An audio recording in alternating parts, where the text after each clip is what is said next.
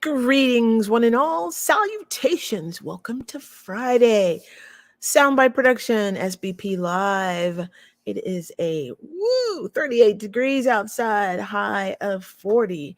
We've got a wind advisory today. I don't know about y'all, but this cold, hot is typical for Texas weather, but this is a little unusual. Today's special guest is Mr. Gary Newcomb. Let me read his bio here. Gary began playing the clarinet while in grade school, moving to guitar in his early teens and taking private lessons. He began playing in local bands and joined the North Junior High School Jazz Choir at Boise High School. He took up the electric bass in jazz choir as well, doing jazz ensemble. This period, he began playing professionally in clubs and restaurants, and by his senior year, Gary played 5 nights a week. Woo! He's on the hustle, on the grind. Gary is from, I did say Boise, Idaho. And wow, he's played with a plethora of other artists, from Richard Buckner to the Lonesome Heroes, Bruce Robinson. I can speak. Roybison. There we go. Since the COVID-19 pandemic shut down, that would have been his busy year of touring. The pedal steel came back into Gary's focus while doing a live weekly stream, loop-based improvisational music. The seeds of new creative project began. Pink Pedal Steel. Pink Pedal Steel. Ladies and gentlemen, here is Mr. Gary Newcomb. Let me bring him to the stage. Poof. Hey, y'all. All right. Hey, friend. Hey. Thanks for being here. Hell, this is so cool. Thank you. Thank you for being here. Appreciate you. Ooh. So over being cold. Yeah. Not my favorite type of weather. It hurts all my bits. I got my fancy pants sweatpants on now that are all like fleecy on the inside. I'm gonna have to. I haven't found any because I'm a big girl, so I'm going to look for some big girl fleece pants. I used to kind of make fun of people that would like be out in public, like it's like sweatpants, but they're all like tapered and kind of cut to look like they're like normal pants. And I was like, dude, those are sweatpants. You're still wearing sweatpants. But then it just takes a pandemic, and I just like, man, I'm getting me some of those. Like, oh, I like it. Thank you very much. I might have to find some. It was nice for the streaming gigs too, because like I pretty much wore basketball shorts for a whole year, but I'd put those things on for the shows and make it look like I dress up for it, you know. Basketball shorts. Well, at least you was comfortable, and nobody could see you but from the torso down, I guess. That's what's up. You're good for that. I wish it were like that at all my gigs. I could just be like chest high at all my gigs. Could if you put a blanket or a sheet or a curtain, put your podium thing there. Yeah, put your your name across it and your Patreon or your QRC code up there. Yeah. Boom. Enormous. And then people could walk up to you and go, "Where are you at?" You're like, "Scan the code, man. Scan the code." All right, so let's pop into first favorite question. If you had superpowers, what would it be? Oh man, good question. I'd want to like have that, I guess, like in like role-playing games, there's that spell you can cast of like charm or like relax people, or like not paralyze, but like where if people are just getting all aggro and frustrated, you can just go bling and like everybody's like blood pressure goes down. So I wasn't raised around a lot of like yelling and big drama. So like when I see it, I just like, oh my God, how can I fix this? And most often I don't, or just I go hide or something. So yeah, that'd probably be it. Charm person, I think is what they called it in Dungeons and Dragons. They just need a big smoke, a big old joint. What they that's what they Hmm. need. Calm down, bro. Just Just chill. chill out. It's not that. Anyway, Especially when I see it in like public places, and now that I've been back to gigging a lot for like the last year since things opened up, it's like, especially the first couple of months, it was weird because it seemed like people had just been shut in for so long that it was like being out in public, people just didn't like, I don't know, it was like every time someone would say something, it would just be like this just spazzy blast of information. And I reckon I was probably a little bit the same too. it's still like that. I still meet people that are just now coming outside. I'm like, really? You still inside? You know, we could come outside now. You Hmm. can wear your little mask and you still can come outside. Come on outside. Give me that spazzy blast. Yeah, let's You go. need some vitamin D. Come outside. Yeah, vitamin P for people, man. That's a new song right there. Hey, we just co-wrote. I think that would be fun. Okay, so I hear you have a pet in the back. What's your pet's name? The cat's name is Josh, and we got him almost a year ago. And he's he the APA, the people there were just like, he's not very good around other cats, and he's a little antisocial, and but he looks so cute in his picture. And Jenny was like, that's our cat. So we went and got him, and it took him a few days to kind of warm up. And then, man, that winter freeze happened last year, and it was just, he like lost his mind and just started like, he was just kind of coming out of his shell and being cute. But then that happened, and I think it just freaked him out so hard that he's like, he would just dig in his litter box. And anyway, long story about probably too much info dump about Joshy, but he's so cute, and he's, when he's in the mood to be cute, he's super cute. How old is he? They didn't. They said it was, he was like maybe a year, but he got a lot bigger since he was with us. So hard to tell, and he's got kind of one glassy eyes. He's cute. Maybe he'll make an appearance. He probably will sneak up on you. I still speaking of that freaky snowstorm, I bagged up some of the snow and put it in my freezer so I have Awesome. a lump of snow cuz when's the last time we saw that much snow at one time across the state? Uh I think they said something like 80 years and I was like, "Yep, well, here's a freezer bag of it. Going to keep it Hell yeah, in." use it as an ice pack if you like sprain your elbow or something. True, true. I'm gonna keep it for a keepsake. Look, so my great grandchildren. This is what would happen. What? No. It was so, like, growing up in Idaho, like I just love snow, and winter and snow were kind of, kind of winter wonderland vibes. But man, I never faced anything like that. It No. was it was so pretty for that first day, but then like 8 days later, when the power had been out for 4 days, it was just like, oh my god. Yes. I had no power for 7 days. I had no water for 7 days. Once, 7 days? Oh my yeah, god. I was like, huh, this is different. What do we do here? What do we do here? And was still doing shows because uh, I was still was doing music course classes, but via my phone. So I was like, thank you for phone working.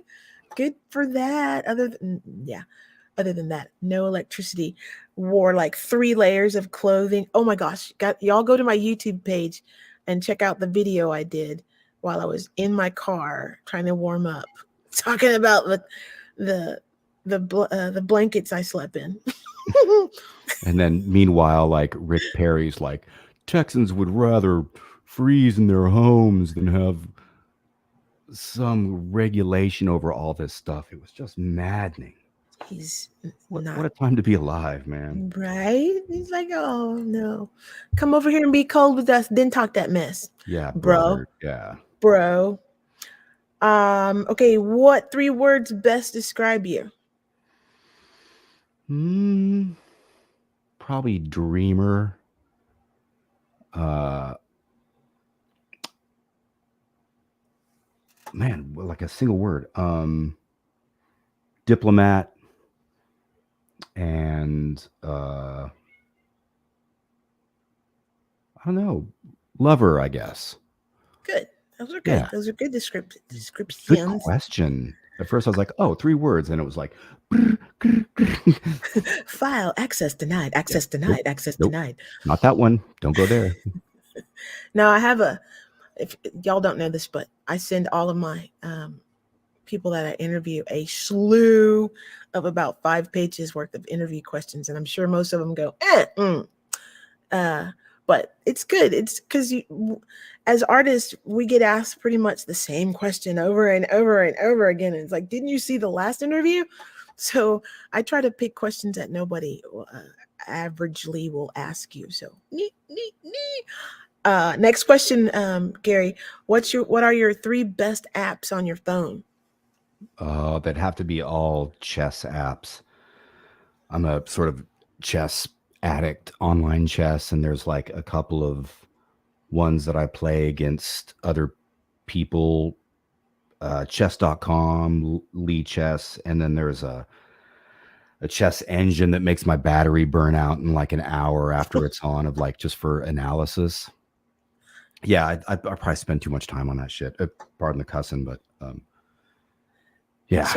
Chess is how I learned theory, Oh, music okay. theory, because my daughter was teaching me how to play chess, and for some reason it made music theory click in my head, Oh, because wow. with chess you move top, bottom, left, right, diagonal, or whatever.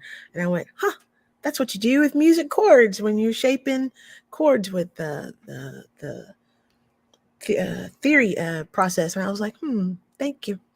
Yeah, people all when I got into chess about 10 years ago, people were just like, "Oh, yeah, it must be easier for you because you're a musician and like chess and music are the same thing." It's like, man, they're not really the same at all until I was playing one time and the way like the queen's bishop and the king's knight work together once they're out in play looks to me like a minor third. There you go. Yeah. And so like intervals moving around and harmony, for sure. Yes, absolutely. Couldn't tell you how to play chess if I wanted to right now, but I can talk all day about music theory. Aw. Is your daughter still into playing chess? As far as I know, yes. So let's see here. What do you like to eat before or after a performance? Oh man, eating before the gig. Sometimes when you're on the road, that's the only, that's the biggest challenge of being on the road. I guess I did one tour in the summer, but normally I would be gone for most of the summer with different groups, and eating is like that's one of the biggest like challenges, and like dueling. It's like a duel with calories. Okay, like I can have this, and I'm like the food in this gas station sucks, so I'm gonna wait. But then sometimes there's nothing else, and then Mm. you get to the gig, and it's like, well, the bands can have a one pizza off the menu or something like that. So you're so hungry at that point that you just chow it down. So I try not to eat before a gig, but after the gig, something just warm and fatty and salty, like a meatball sub or something.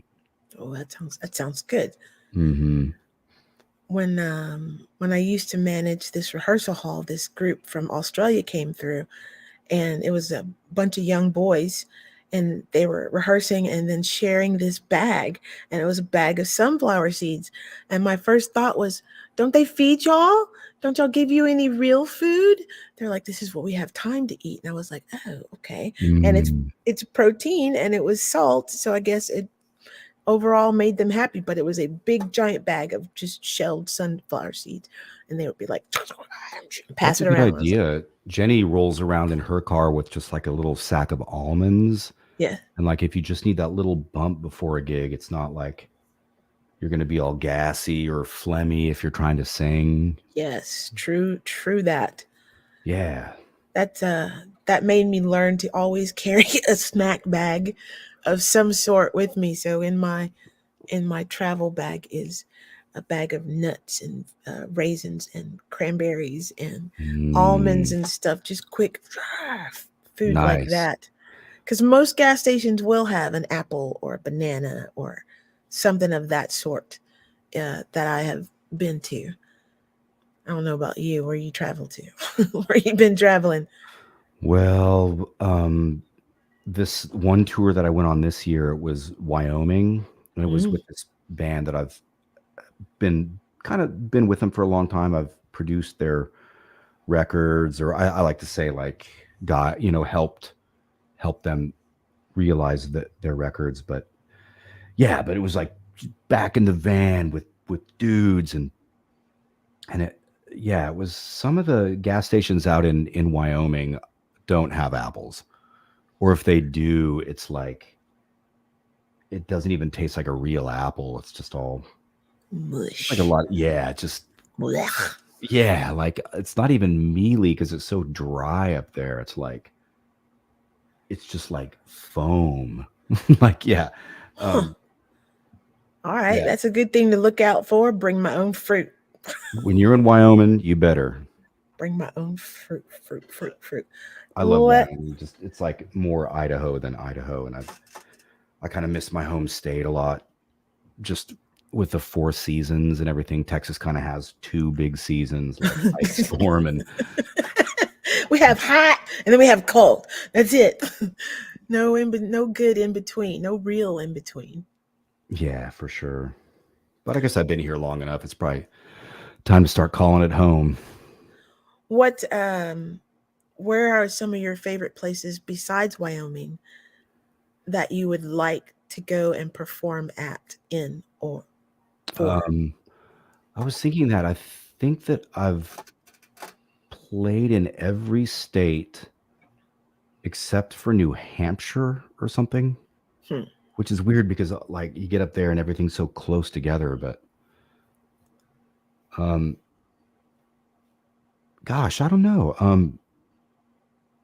I love Oregon, and I've had a great time playing with Jenny down in Florida. Like the people, the music fans, like in St. Augustine and Gainesville, like really super super great people. In fact, Jenny was gonna had a tour booked in January because things were kind of like look like after the Delta wave kind of eased up, things were looking good again, and so she had like a tour to this festival. The festival is kind of the anchor date, and there was like probably a week extra of gigs, and yeah, then I got sick with the virus, then she got sick, and it was like this tour is definitely not happening.